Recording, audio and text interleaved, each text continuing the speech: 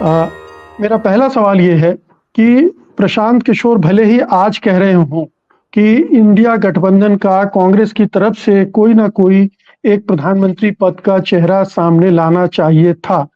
लेकिन ये हम सब जानते हैं कि भारतीय राजनीति में ये एक बहुत बड़ा मुद्दा है कि आप एक फेस सामने रखें और चूँकि व्यक्तिवादी समाज है इसलिए भी इसकी ज़रूरत पड़ती है।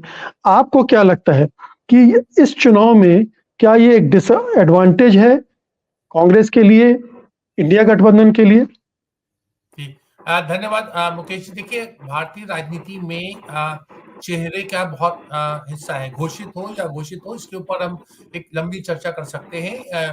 क्योंकि जो पहला चुनाव हुआ था देश का, जब टेलीविज़न नहीं था, जब सोशल मीडिया नहीं थी, 1951-52 का जो स्वतंत्र भारत का पहला चुनाव हुआ था, उस चुनाव में कांग्रेस का एक स्लोगन था, एक नारा था, और नारा ये था कि जो दक्षिण भारत वगैरह में बहुत चला था कि vote for Congress is a vote for Nehru.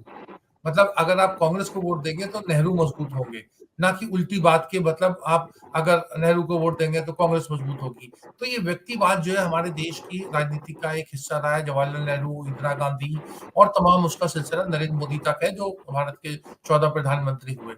कई बार ऐसा हुआ देश में, 1977 में, 1996 में, 1989 में, 2004 में, जब प्रधानमंत्री का कोई विधिवत कोई चेहरा नहीं था। उसके बावजूद भी चुनाव हुआ, और जो मतलब एस्टेब्लिश्ड लीडरशिप के खिलाफ, चेहरे के खिलाफ एक बिना चेहरे के लोग जीते।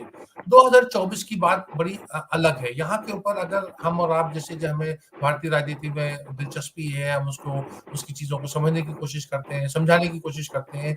आज हमसे और आपसे कोई पूछा जाए कि एक तरफ नरेंद्र मोदी है, तो दूसरी तरफ प्रधानमंत्री पद का उम्मीदवार भी, प्रधानमंत्री पद को कौन संभाल सकता है? ये एक प्रश्न उठता है और उसका जवाब नहीं है। तो इसलिए 24 का जो वातावरण है, राजनीतिक वातावरण, वो बाकी चुनाव से भिन्न है। और वहीं मुझे लगता है कि प्रशांत किशोर, उनके ऊपर हम राजनीतिक रूप से उँगलियाँ ज़रूर उठाएँ, लेकिन जो बात उन्होंने कही है, उस बात में थोड़ा वज़न है, दम है। क्योंकि जब हम एक प्राइम मिनिस्ट्रियल डेमोक्रेसी की बात करते हैं, तो हमारे वो उम्मीदवार बेशक ना हो, जैसे विश्वनाथ प्रताप सिंह उम्मीदवार नहीं थे 1989 में, लेकिन एक बड़ा चेहरा थे। जो 1984 की लोग बात करते हैं मुकेश जी, की जहाँ राजीव गांधी को प्रचंड बहुमत मिला, लेकिन उस समय दसियों उम्मीदवार, मतलब अटल बिहारी वाजपेयी, अडवाणी वगैरह के अलावा चंद्रशेखर जी थे, ज्योति बासु, बहुत से, हर राजनीतिक दल में बहुत बड़े बड़े जो थे राजनेता मौजूद थे। तो अब की इस बार जो मुझे लगता है कि उसका अभाव है। इसलिए जो बात कही जा रही है कि प्रधानमंत्री पद का कोई उम्मीदवार होना चाहिए, घोषित अघोषित, वो होना चाहिए। और उस संदर्भ में नीतीश कुमार हो सकते थे, अगर वो इंडिया अलायंस में इस तरह की फूट और आपसी खींचतान नहीं होता, तो वो एक तरीके से, चाहे उनको प्रधानमंत्री पद का उम्मीदवार बनाया भी नहीं जाता, लेकिन उनका राजनीतिक कद ऐसा था कि वो उसकी दावेदारी में सामने आ सकते थे। लेकिन क्या ये डिबेट लंबे समय से चल रही है कि अगर आप मोदी के सामने कोई नेता खड़ा करेंगे, तब तो आप एक तरह से मोदी के हाथ में मनचाहा मुद्दा दे देंगे, क्योंकि मोदी का कद काफ़ी बढ़ चुका है। और ख़ास तौर पर अगर राहुल गांधी का चेहरा प्रोजेक्ट किया गया, तब तो और भी राहुल बनाम मोदी होगा और ये पूरा एक आप कहिए कि एक एक तरफ़ा चुनाव हो जाएगा, क्योंकि प्रेसिडेंशियल फॉर्म जैसे आपने कहा प्राइम मिनिस्टरियल तरीके से अगर चुनाव हो रहा है, तो इसमें ये एडवांटेज होता है। इससे बचने के लिए इंडिया और कांग्रेस कोई नाम नहीं ले रही है। ये स्ट्रेटजी गलत है या वो स्ट्रेटजी गलत है?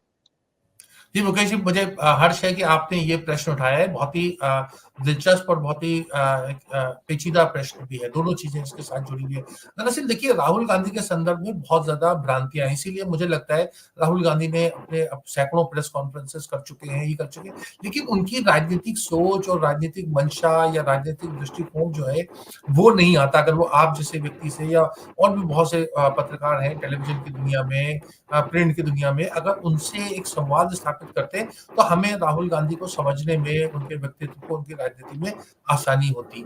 और ये बात जो है कि, मतलब जैसे मैं कहता हूँ कि राहुल गांधी, क्योंकि आप कम्युनिकेशन आप पढ़ाते हैं, आप प्रोफेसर हैं, कि राहुल गांधी मतलब कम्युनिकेट बहुत कर रहे हैं और अच्छा कर रहे हैं, लेकिन फिर भी उनको लेके नरेंद्र मोदी से ज्यादा 10 गुनी भ्रांतियां फैली हुई है। और एक भ्रांति बहुत बड़ी ये है कि राहुल गांधी प्रधानमंत्री पद के उम्मीदवार है, चाहे वो 14 की बात हो, चाहे वो 19 की बात हो, चाहे 24 की बात हो। दरअसल एक उनकी सोच है, और ये सोच उनकी ये है कि कांग्रेस जब तक इस पोजीशन में नहीं आती, पहला तो एक आइडियल होता है लोकतंत्र में कि 543 सीटें हैं, 272 का बहुमत है, 272 कांग्रेस को मिले तो उम्मीदवार राहुल गांधी स्वाभाविक रूप से होंगे, क्योंकि जो राजनीतिक धरोहर है कांग्रेस पार्टी की वो राहुल गांधी या सोनिया गांधी के पास में है।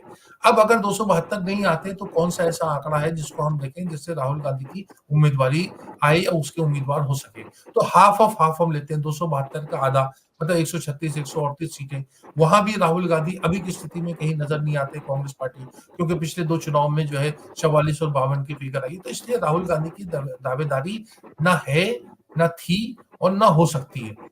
जब राजनीतिक 24 के बाद हो सकती है, मतलब परिणाम के बाद, परिणाम से पहले ना राहुल गांधी इच्छुक है। उनका एक मानना है कि फर्स्ट डिजर्व देन डिजायर, कि पहले उस लायक तो आदमी बने कि वो प्रधानमंत्री पद की दावेदारी कर सके, और वो दावेदारी करने का, जैसे मैंने आपको बताया, एक चीज 272 या कम से कम उसका आधा। आधा इसलिए मैं कह रहा हूँ क्योंकि इंडिया अलायंस है। अब बात आती है इंडिया अलायंस, तो इंडिया अलायंस के लोगों का चुनाव जो शुरुआत में जो बात हुई, जो 22-23 में जो इंडिया अलायंस की तमाम बात हुई, जिसका मैंने नीतीश कुमार का भी जिक्र किया, उसमें एक आपसी अंडरस्टैंडिंग ये बनी थी कि ये चुनाव जो है क्षेत्रीय पार्टी जो है वो आगे बढ़ के लड़ेंगी और कांग्रेस उनको पीछे से समर्थन करेगी, मतलब कांग्रेस का एंकर का रोल होगा और ये राजनीतिक दल भाजपा को अपने अपने राज्यों में घेरेंगे। और यही वाला फॉर्मूला था कि हाफ ऑफ हाफ की, मतलब जो गैर एनडीए पार्टीज है वो 150 सीटों का इंतजाम करें और कांग्रेस जो है 100 या 125 जितनी सीटें ला सके और उससे नरेंद्र मोदी को रोका जा सके। ये रणनीति थी। अब वो रणनीति जो है तमाम, उसमें बहुत से पड़ाव आए, 5 राज्यों का चुनाव, उसका परिणाम, तमाम चीजों की वजह से जो इंडिया अलायंस चाह रहा था वो हो ना सका, और इसलिए हमें जो है आज उस तरह का कोई चेहरा या कोई शख्स नहीं नजर आ रहा जो नरेंद्र मोदी के सामने, जैसा मैंने कहा, घोषित या अघोषित रूप से एक चेहरा बन सके।